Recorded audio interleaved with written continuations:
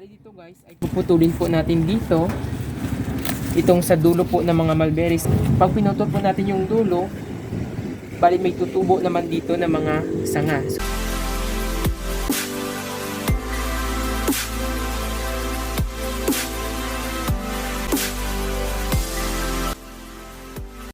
Magandang araw sa ating lahat at welcome to my channel.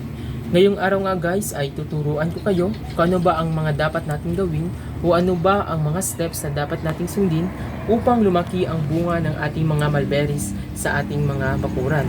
Na kahit na ito ay nakatanim lamang sa mga balde o sa mga plastic bottles. Pwede pong lumaki ang bunga ng ating mga mulberries sa pamamagitan po ng pagsunod sa mga steps na ating gagawin ngayong araw. Kaya't halina't samahan niyo ako at matuto sa video ito. Ngayong araw ay tuturuan ko kayo kung ano ang tatlong steps o mga dapat natin gawin upang lumaki ang bunga ng ating mga mulberries. So ang unang step guys na dapat natin sundin, unang-una sa lahat ay mag-apply tayo ng fertilizer every month or twice a month. At saka before tayo mag-pruning ng ating mga mulberries, siguraduhin natin na naglagay tayo ng mga fertilizers gaya ng 3-14, urea, at saka ng potash. Nang sa gayon ay magkaroon ng maraming bunga ang ating mga mulberries at lumaki yung kanilang bunga. So yun po mga kaberries yung unang step na dapat natin gawin. So ano nga ba ang pangalawa? Ang pangalawang step natin dapat gawin ay yung shoot thinning or bali bawasan natin yung mga unwanted na mga sanga na tumubo sa ating mga mulberry.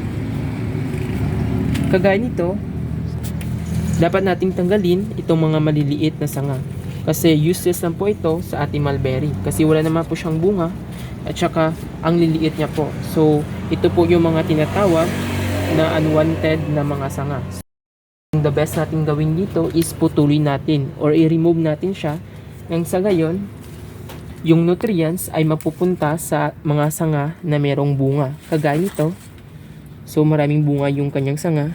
So ito yung iiwanan natin. Bali yung mga maliliit is i-remove natin.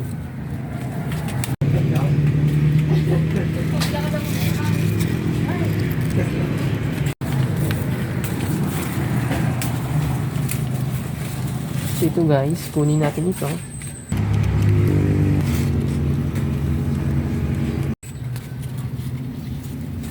Itong medyo maliit, although may mga bunga siya, pero na baka hindi po masyadong healthy yung kanyang sanga, so kunin na lang po natin.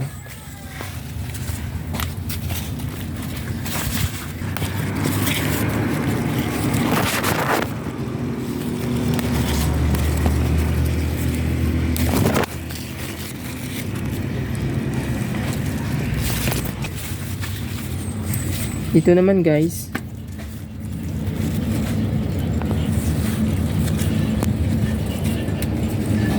iwasan natin siya ng dahon.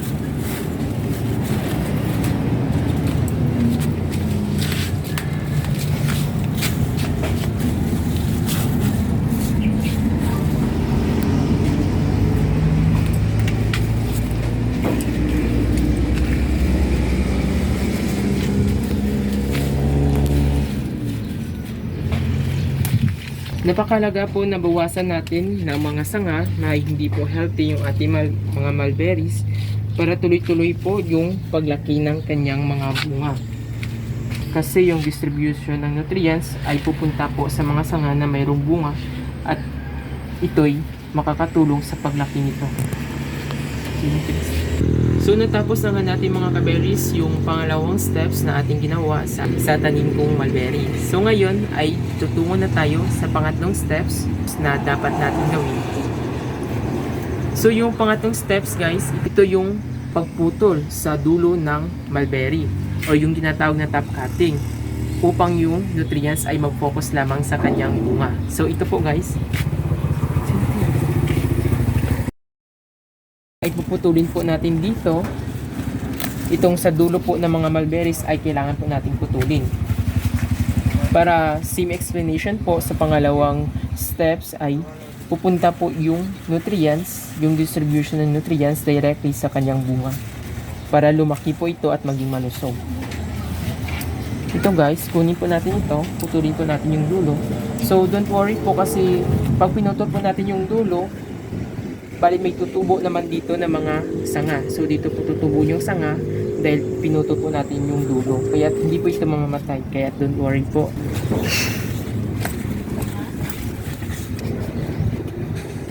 So ito po guys, no, madali lang po siyang gawin. Putulin lang po natin yung dulo.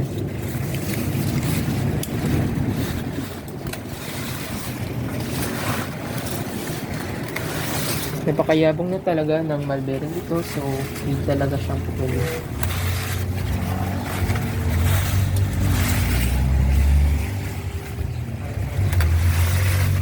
Sumikot ko. Napilag ko.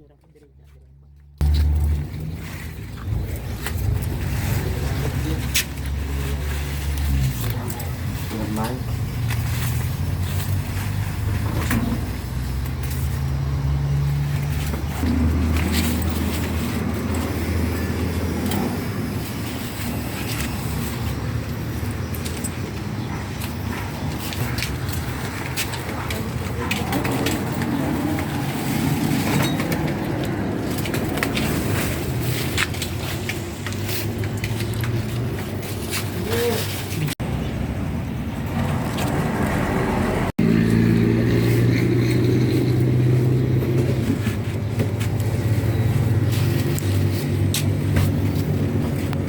Balik naman sa akin. Sa piyakan. Hindi lang po kasi.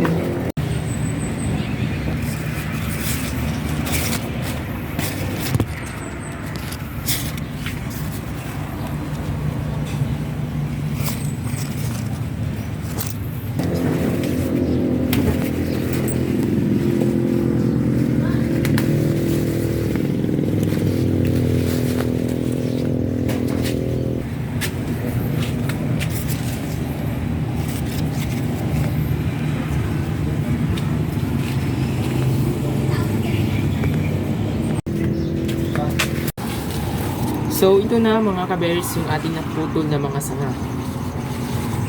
Pwede po natin itong ipakain sa ating mga alagang hayop or sa kambing upang di po ito masayang. So ang dami po ng ating naputol. Ngayon nga guys ay natapos na rin natin yung pangatlong steps na ginawa natin sa aking tanim na mulberry. So ito yung ating mga nakuwang mga sanga. Ito yung mga sanga na pinutil natin kanina. So ang dami po nila at ang lalaki. So balik kung hindi po natin ito pinutol, yung nutrients po ay magpupunta lamang dito. Kaya mabilis po siyang lumaki at tumaas. Dahil sa pamamagitan ng pagputol natin.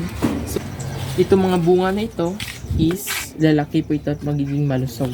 Kasi yung nutrients ay mag-direct na or pupunta na sa kanila. Hindi na sa mga sanga na tumataas lamang. Yun yung tatlong mga steps na dapat natin gawin sa ating mga tanim na mulberry, most especially sa ating mga bakuran upang lumaki ang kanilang mga bunga. So I hope na this video ay may natutunan kayo sa akin guys. Sa lahat po pala ng mga nagtatanong if meron po akong available na mulberry cuttings. So meron po akong available ngayon, both Indian hybrid at Illinois variety. So sa mga nais po mag-avail, just contact me or PM lang po sa aking Facebook account. So by the way guys, meron din po akong available na mga marketed po na mga mulberries. Kagaya nito, may mga ugat na po siya. So bali, by the end of August is pwede na po itong i-cut. So if gusto niyo po mag-avail ng marketed, just PM lang po sa aking Facebook account. So yan lamang po guys, maraming salamat po sa inyo. I hope na may natutunan po kayo in this video. God bless po sa ating lahat at please don't forget to like, share, and subscribe. Maraming salamat.